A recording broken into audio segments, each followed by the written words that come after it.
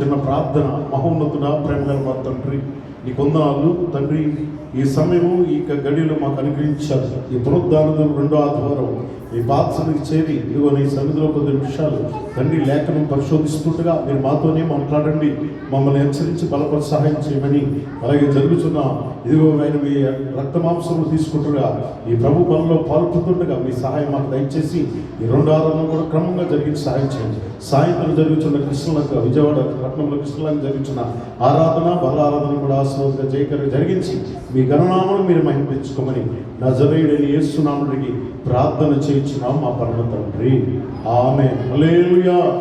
మనం ఎన్నో పర్యాయాలు, ఎన్నో మాటలు, ఎన్నోసార్లు ఈ యొక్క లేఖన భాగంలో దేవుని వాక్యం మనం క్షుణ్ణంగా పరిశోధించవచ్చు, లేకపోతే క్షుణ్ణంగా మనం మాట్లాడి ఉండవచ్చు, లేకపోతే విని ఉండవచ్చు, లేకపోతే మనం ధ్యానం చేసి ఉండవచ్చు. కానీ ఇక్కడ ఈ 12వ అధ్యాయము 7వ వచనం నుంచి 10వ వచనం వరకు చక్కటి మాటలు దేవత దేవుడు కొన్ని మాటలను మరి ఇక్కడ తెలియపరుస్తూ ఉంటున్నాడు. అంటే అపోస్తలుడు పౌలు, ఆయన మరి అపోస్తలుడు సెంట్ పౌలుగా మనం చూడవచ్చు. ఆయన సెంట్ పౌలుగా అపోస్తలుగా మారడానికి అతని జీవిత చరిత్ర మనం చూసినప్పుడు ప్రియులారా, చరిత్ర మరి మనం తిరగేస్తే తన జీవితాన్ని మరి ఎలా ఉన్నదంటే పెంటరాయించుకున్నాడు. నేను పెంటనై ఉన్నాను అంటున్నాడు. నేను యోగ్యత లేని, అర్హత లేని దౌర్భాగ్యం అంటున్నాడు.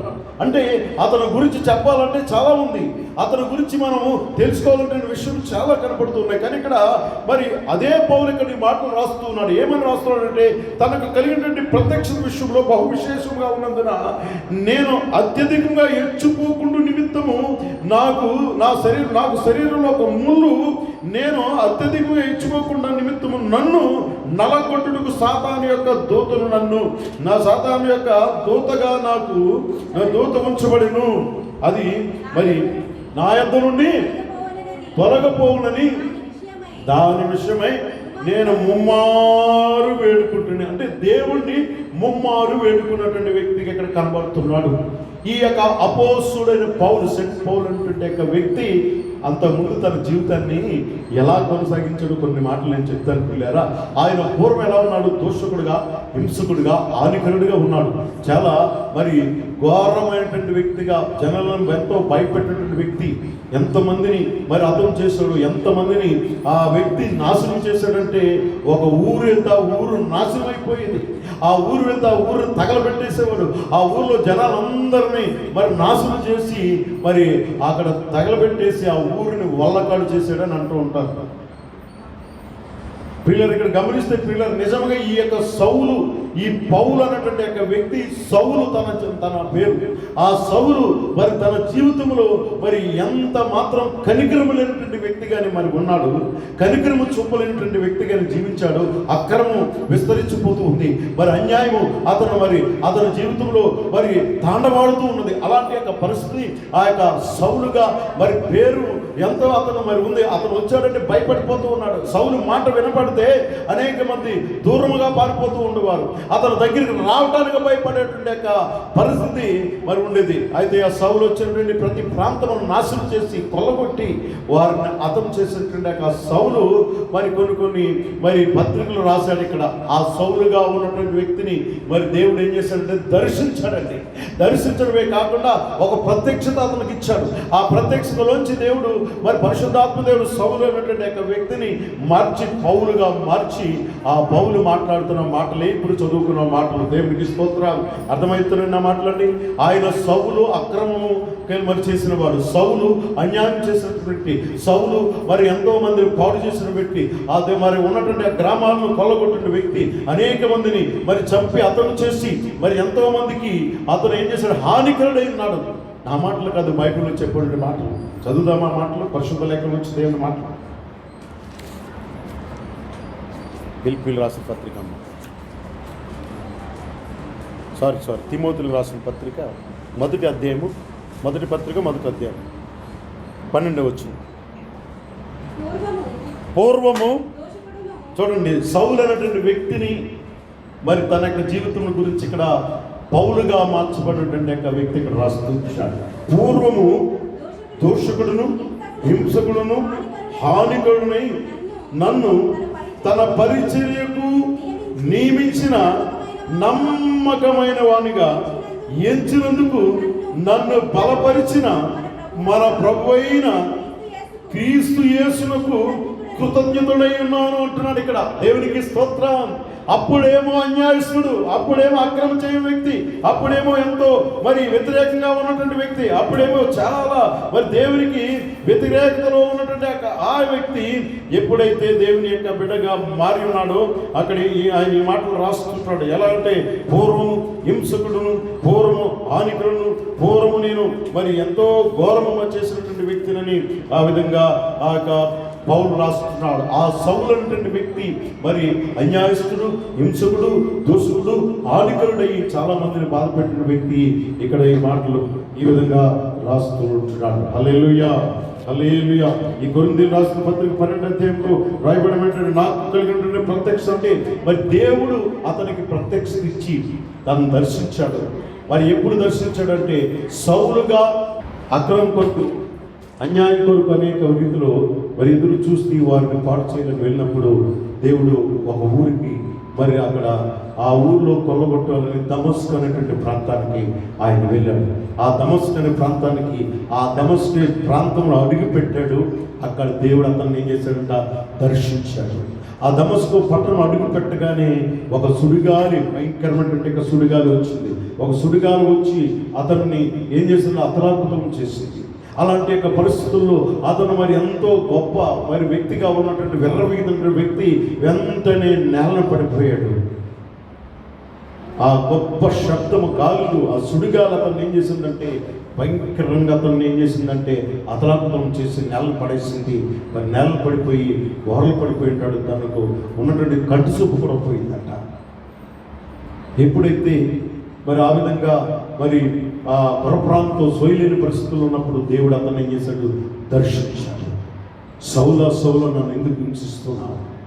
నువ్వెవరు అంటే, నువ్వు హింసించిన క్రీస్తుని నేనే, నా ప్రజలను ఈ విధంగా హింసిస్తున్నావని ఆ విధంగా ఎప్పుడైతే ఆ సౌలు అనేటువంటి వ్యక్తిని దేవుడు దర్శించాడు. దేవునికి స్తోత్రం కలగాలి. ఆ విధంగా 3 రోజులు సూపు లేకుండా ఉన్నప్పుడు పేతురు అనేటువంటి వ్యక్తితో దేవుడు మాట్లాడి పేతురుతో ఈ విధంగా అన్నాడు, అక్కడ నా యొక్క బిడ్డ ఒక వ్యక్తి అక్కడ సూపు లేకుండా పడి ఉన్నాడు, అతని దగ్గరికి వెళ్ళు, అతనితో నువ్వు మాట్లాడి పరామర్శించి అతను తీసుకొచ్చి ఉంచినప్పుడు, అతను తీసుకొచ్చి అక్కడ ఉంచినప్పుడు, అతని కొరకు ప్రార్థన చేసినప్పుడు అతని కండ్లు తెరవబడ్డాయంట. దేవునికి స్తోత్ర.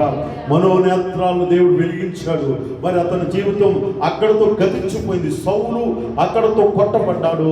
పౌలుగా మార్చబడి ఆయన రక్షించబడి దేవుని కొరకు జీవించాడు. మనం చదువుకున్నటువంటి వాక్యం ఇందాక చదివిన మాట పిలిపి రాసిన చదవమా.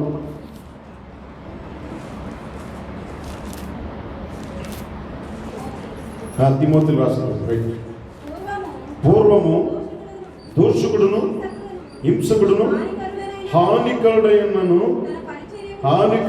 తన పరిచర్యకు నియమించి నమ్మకమైన వానుగా ఎంచినందుకు నన్ను బలపరిచిన మన ప్రభువైన క్రీస్తు యేసునకు కృతజ్ఞతై ఉన్నాను. నన్ను బలపరిచిన నా దేవునికి నేను కృతజ్ఞతై ఉన్నాను. అంటే తన జీవితం ఏం చేశాడంటే, నా జీవితం నేను బ్రతుకున్నటువంటి ఈ బ్రతుకు నాది కాదు, దేవుడే నన్ను నడిపించాలి, నేను దేవుని పోలి నడుచుకుంటున్నాను, దేవుని పోలి జీవిస్తున్నాను. నేను జీవించిందని నా ఇష్టం వచ్చిన నేను జీవించదు కాదు, నా మట్టుకైతే నేను బ్రతుకుట క్రీస్తు ఒకవేళ చనిపోతే ఆయన రాజ్యంలో నేను చేరుతానని నమ్మకంగా అతను ఒక బలమైనటువంటి నమ్మకం ఆయన కలిగి ఉందంట. దేవునికి స్తోత్రం.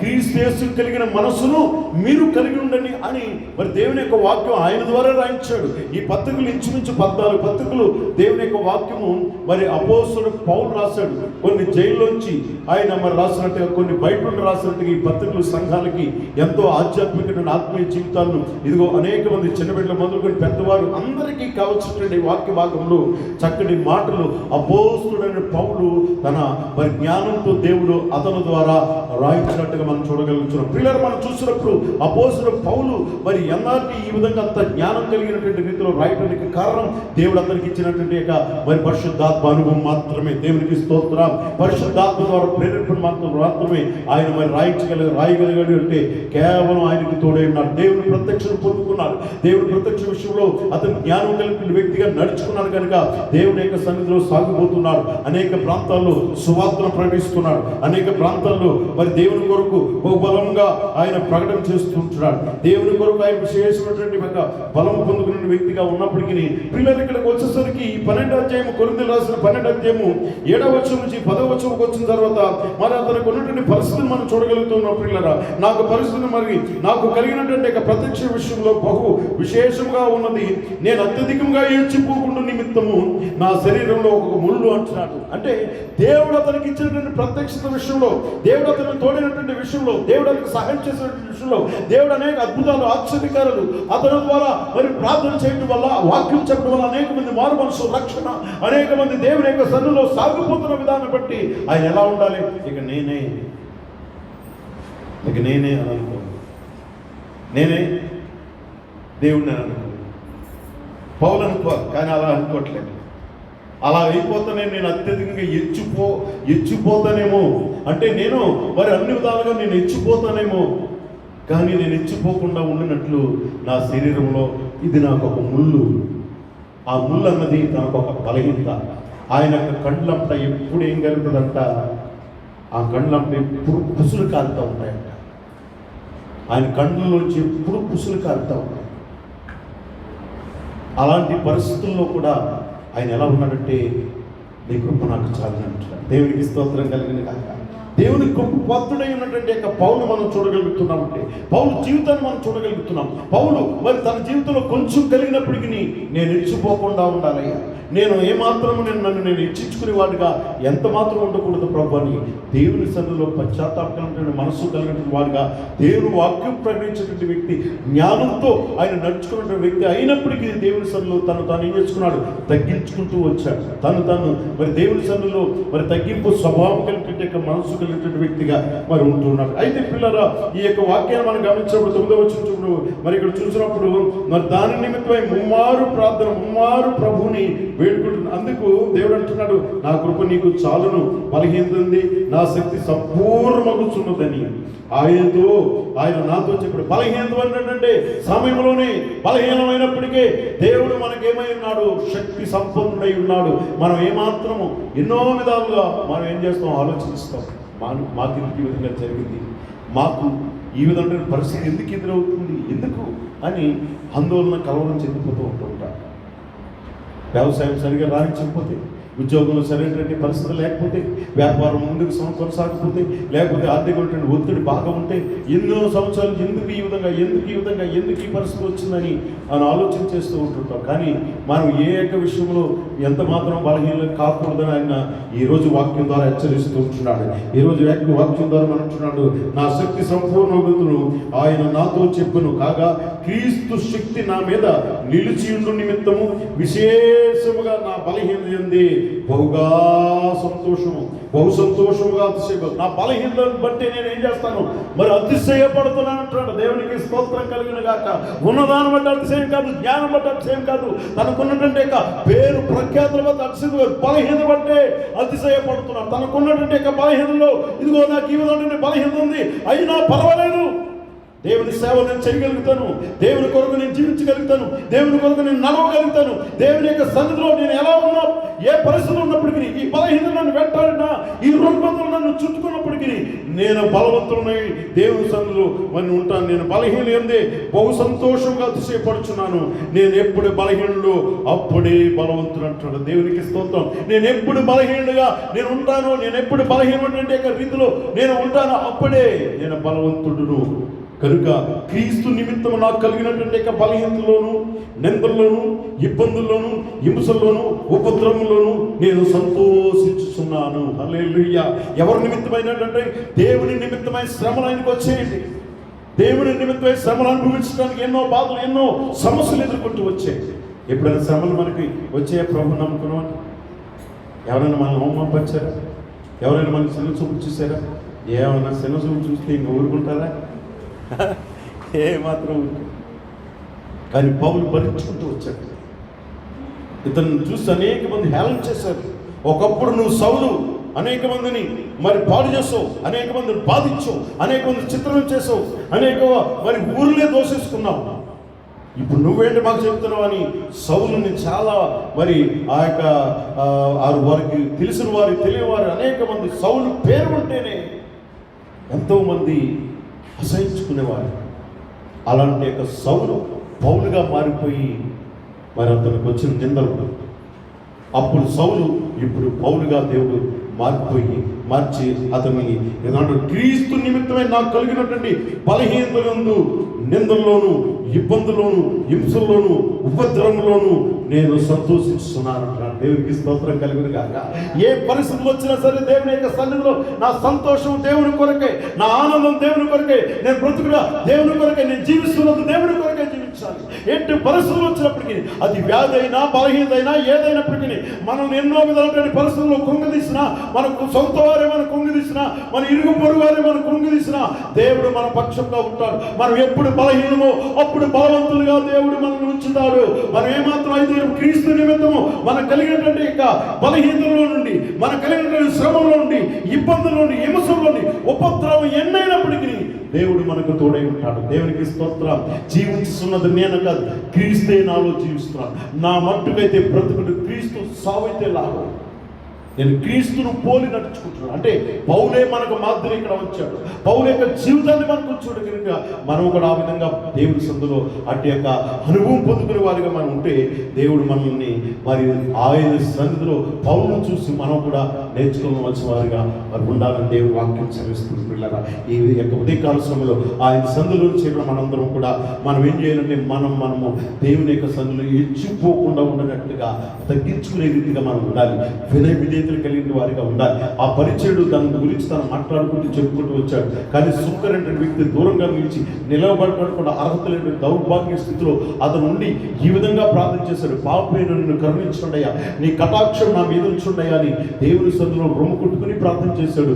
వీళ్ళరా ఎచ్చిపోకుండా దేవుని సందులో ఉన్నాడు, కానీ తగ్గించుకుని దేవుని సందులో ఉన్నాడు. తగ్గింపు స్వభావం కలిగిన వ్యక్తిగా ప్రార్థన చేశాడు. తన మొరను ఆలకించాడు, తన ప్రార్థన అంగీకరించాడు. కనుక నేను ఎప్పుడు బలహీనుడు అప్పుడే బలవంతుడవుతానని పౌలు చెప్పిన మాటను మనం జ్ఞాపకం చేసుకుంటూ ఉండాలి. వీళ్ళని మన జీవితంలో ఎన్నో పరిస్థితులు ఎదురవచ్చు, ఎన్నో సమస్యలు ఎదురవచ్చు. బలహీనతలో కానీ ఇంకేదైనా కానీ, ఆర్థికమైన ఇబ్బందులు కానీ ఇంకేదైనా మనకి ఎదురవచ్చు.